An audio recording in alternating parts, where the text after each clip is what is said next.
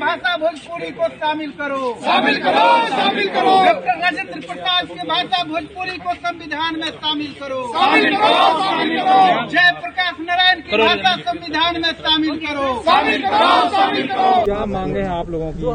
आप लोग भोजपुरी को संविधान में शामिल करने की मांग कर रहे हैं, कोई बात क्या पूरा मामला क्या है? देखिए, भोजपुरी जन जागरण अभियान के द्वारा ऑल इंडिया मूवमेंट चलाया जा रहा है, भोजपुरी लैंग्वेज रिकॉग्निशन मूवमेंट, यानी भोजपुरी भाषा को संविधान के 8वीं अनुसूची में शामिल किया जाए। इसके यही हमारी एक सूत्री मांग है कि इस मांग के द्वारा हम चाहते हैं कि भोजपुरी को संवैधानिक दर्जा दिया जाए। जैसा कि आप लोग जानते होंगे कि संविधान के 8वीं अनुसूची में 22 भाषाएं दर्ज है, तो हम चाहते हैं कि हमारी भोजपुरी भाषा को भी संविधान के 8वीं अनुसूची में दर्ज किया जाए। और भी मंत्री हैं आपके, अश्विनी चौबे भी हैं, नीतीश कुमार है, वो लगातार बिहार को अलग दर्जे की मांग करते रहे हैं। आपको लगता है कि आपकी मांगे कब तक पूरी हो जाएंगी, क्योंकि आप लोग 2010 से लगातार इस मांग को उठा रहे हैं? देखिए, बिहार के स्पेशल दर्जा का मांग हो नीतीश कुमार जी उठा रहे हैं, वो उनका अपना हक है। वो बिहार को अलग करने की बात नहीं कर रहे, बिहार को अपना स्पेशल राज्य का दर्जा देने की बात कर रहे। ये अलग बात है, इस पे हमारी कोई टिप्पणी नहीं है, वो होनी भी चाहिए अगर वो मांग कर रहे हैं। मेरा मानना यह है, अश्विनी चौबे क्या, गिरिराज सिंह, राजीव प्रताप रूडी जी हो या तमाम लोग हैं, वो लोग भोजपुरी भाषा क्षेत्र से, मनोज तिवारी हो, रवि किशन जी हो या संजय जायसवाल जी हो, आप देखिए कि कितने लोग भोजपुरी भाषा क्षेत्र से हैं। 100 प्रतिनिधि हैं मेंबर पार्लियामेंट, वो अगर कल चाह देना तो परसों शामिल हो जाएगी, लेकिन वो जन भावनाओं का सम्मान नहीं कर रहे। मेरे मित्र ने बताया कि ये लोग एक व्यक्ति की पूजा में लगे हुए हैं, अपनी भाषा संस्कृति उनकी। आज अगर ये लोग अपनी भाषा के प्रति संजीदा रहते तो झारखंड में हमारी भाषा के साथ इतना दुर्व्यवहार नहीं होता। तो मेरे कहने का अर्थ है कि जनप्रतिनिधि हमारी भावना आज नहीं समझ रहे हैं, लेकिन कल समझना पड़ेगा। आखिर क्यों नहीं भोजपुरी को मान्यता क्यों नहीं दे रहे हैं? क्या कारण लगता है आपको कि क्यों नहीं दे रहे हैं? देखिए, इसके पीछे एक ही सिर्फ एक ही कारण है, ठीक ना। पीछे जो है ना कि वो हम लोगों को जो है कि रिलायबल सूत्रों से पता चला है कि इसका ड्राफ्ट भी तैयार हो गया है, और 3 भाषाएं जो है ना, राजस्थानी, भोजपुरी और भूटिया, 3 को जो है ना कि लाने की वो सारे के सारे ड्राफ्ट तैयार हो चुके हैं, और संविधान में संशोधन भी होने वाला था। लेकिन इसको इसलिए रोक दिया गया क्योंकि ये भोजपुरी जो है, भोजपुरी एक बहुत बड़े इलाके में बोली जाती है, ठीक है। भोजपुरी या ऑलमोस्ट ये समझिए कि पूरे हिंदुस्तान में बोली जाती है, तो इसको एज ए ATM की तरह इस्तेमाल किया जाए, वोट बैंक की तरह इस्तेमाल किया जाए। अगर एक ही बार ये इतना बड़ा वोट बैंक खत्म हो जाएगा तो उनके पास दूसरा मुद्दा नहीं रह जाएगा। मुद्दे कुछ ही खास ही तो होते हैं। अब इनके पास था राम मंदिर का मुद्दा, राम मंदिर बन जाएगा तो फिर उसके बाद क्या करेंगे? तो भोजपुरी उसी तरह से एक मुद्दा है, क्योंकि भोजपुरी के बेल्ट के लोगों को वो भावनाओं के रूप से जोड़ने के लिए प्रधानमंत्री गुजरात से आकर के वहां पे बोलते हैं कि हम गंगा मैया के सौगंध खा के कहते नहीं, हम और भावना को समझे।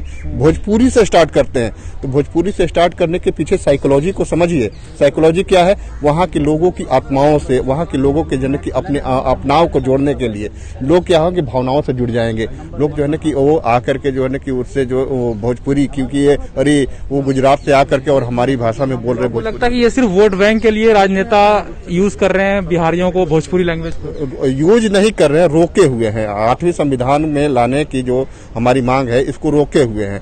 इस्तेमाल तो पहले भी योगी जो है ना कि योगी चीफ मिनिस्टर बने, यही इसी मंच से जो है ना कि भोजपुरी जो है कि भोजपुरी लैंग्वेज रिकॉग्निशन मूवमेंट के मंच से मैंने कहा था कि भोजपुरी की वजह से योगी को ही चीफ मिनिस्टर बनाया जाएगा।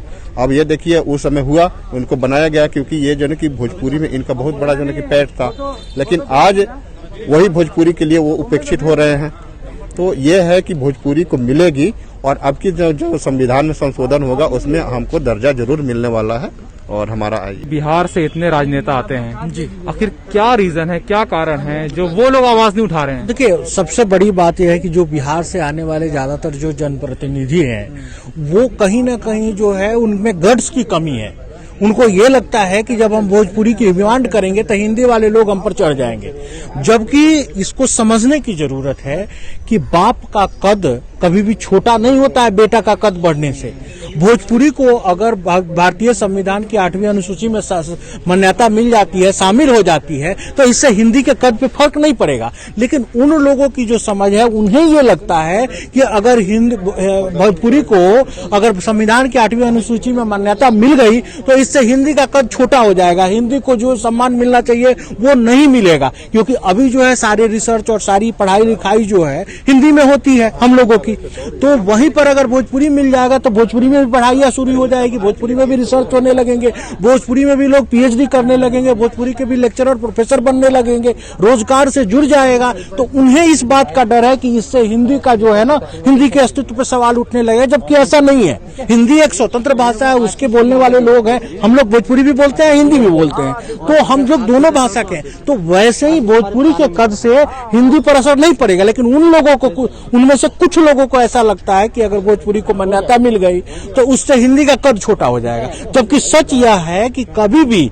बेटा का कद बढ़ने से बाप का कद नहीं छोटा होता है। भोजपुरी को संविधान के 8वें अनुसूची में शामिल कर दिया जाता है, तो उसके बाद भोजपुरी बोलने वालों को, बिहार वासियों को कितना फायदा, क्या क्या फायदे होंगे? देखिए, बहुत सारे फायदे होंगे। सबसे बड़ा बात यह होगा कि जो मैंने आपको पहले से बताया कि कोई भी भाषा जो है, जैसे अभी हम लोग भाषा बोलते हैं तो ये हमारी चॉइस के हिसाब से है, हमारे पसंद के हिसाब से है। लेकिन जो हम जिस प्रोफेशन में, जैसे हम वकालत के प्रोफेशन में हैं, तो उसमें हम भोजपुरी को यूज नहीं कर सकते हैं। लेकिन जिस दिन इसको 8वीं अनुसूची में मान्यता मिल जाएगी तो भले ही मैं अपने प्रोफेशन में नहीं कर पाऊं, वो अलग मसला है। लेकिन जो लोग रिसर्च कर रहे हैं, जो लोग लेक्चरर बनना चाहते हैं, जो लोग प्रोफेसर बनना चाहते हैं, जो लोग डॉक्टरेट करना चाहते हैं, उनके लिए ये बहुत बड़ी चीज, वो सबसे बड़ी हथियार साबित होगी। और इसमें रोजगार के जो है ना, प्रॉपर अपॉर्चुनिटी मिलेगी लोगों को। जो लोग आज चाह रहे हैं कि हम भोजपुरी में रिसर्च करें, लेकिन उनकी मजबूरी है कि उनको रोजगार चाहिए, नौकरी चाहिए, तो हिंदी में उनको करना पड़ेगा, क्योंकि भोजपुरी की डिमांड नहीं है, उस तरह की वैकेंसी नहीं है। लेकिन जिस दिन इसे मान्यता मिल जाएगी, उस दिन रोजगार से भोजपुरी जुड़ जाएगा। उस दिन रोजगार से भोजपुरी जुड़ जाएगा। अंतर्राष्ट्रीय मातृभाषा दिवस के अवसर पे कुछ भोजपुरी बोलने वाले वासी यहाँ आए थे और भोजपुरी को संविधान के 8वें अनुसूची में शामिल करने की मांग लगातार ये कर रहे हैं। 2010 से ये मांग लगातार जारी है। लेकिन क्या बीजेपी की सरकार, एनडीए की सरकार इस भोजपुरी भाषा को संविधान के 8वें अनुसूची में शामिल करेंगे? आप लगातार देखते रहिए नेटवर्क न्यूज। मैं हूं आपके साथ असरार अहमद। भोजपुरी लड़के हम भोजपुरी हम क्या मांगी भोजपुरी तू क्या मांगा भोजपुरी भैया मांगा भोजपुरी भौजी मांगा भोजपुरी चाचा मांगा भोजपुरी लड़के हम भोजपुरी भोजपुरी भोजपुरी भोजपुरी भोजपुरी भोजपुरी। आप देख रहे हैं नेटवर्क न्यूज, साहस सच कहने का।